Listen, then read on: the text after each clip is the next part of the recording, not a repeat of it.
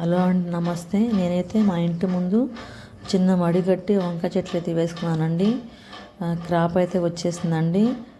వీటిని తెల్ల వంకాయలు అంటారు, లేకపోతే మా వైపు అయితే పచ్చ వంకాయలు రెండు అంటారండి.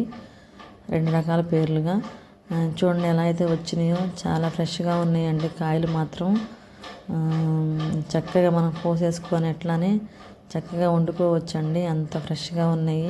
చూడటానికి అయితే మాత్రం చాలా కాయలు అయితే వచ్చినాయండి. దీనికైతే కొంచెం పేను బంక పట్టినట్టుంది.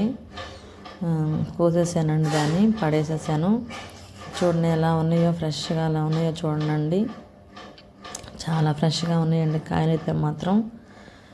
రెండు చెట్లు అయితే వేస్తున్నానండి నేను. ఇటు సైడ్ ఒక చెట్టు వేసానండి, మళ్ళీ ఇంకొక సైడ్ వేసానండి. ఇంకో సైడ్ వేసానండి. కోతులు అయితే అసలుకి ఒక్క పిండి కూడా బతకనివ్వట్లేదండి. ఇలా కట్టేసుకున్నాను చుట్టూ. ఎప్పుడైతే ఇలా కట్టేసానో ఆ ఒక్క పిండి కూడా తినకుండా చేసేసానండి కోతుల్ని. చక్కగా ప్రతి కాయ అయితే మనకు వస్తుందండి. అంతకుముందైతే ఎన్నిసార్లు అయినా ఒక్క పిండి వచ్చినా బతకనిచ్చాయి కదండి కోతులు. ఇప్పుడైతే చక్కగా మొత్తం కాయలు అయితే మనకు వస్తున్నాయండి. చాలా ఫ్రెష్గా ఉన్నాయండి కాయలు మాత్రము. మనం ఆర్గానిక్గా పండించిన కాయలండి. ఒక్క ముందు కూడా మేము కొట్టలేదు. ఇప్పుడైతే వంకాయలు కోసుకున్నామండి. చూడండి ఎలా ఉన్నాయో, నవనవలాడుతూ ఉన్నాయండి వంకాయలు అయితే. ఏ పురుగు మందు అయితే మేము కొట్టమండి. ఆర్గానిక్గా పండించిన కాయలు అయితే చాలా టేస్ట్గా ఉండేయండి. ఇవైతే వచ్చినాయండి.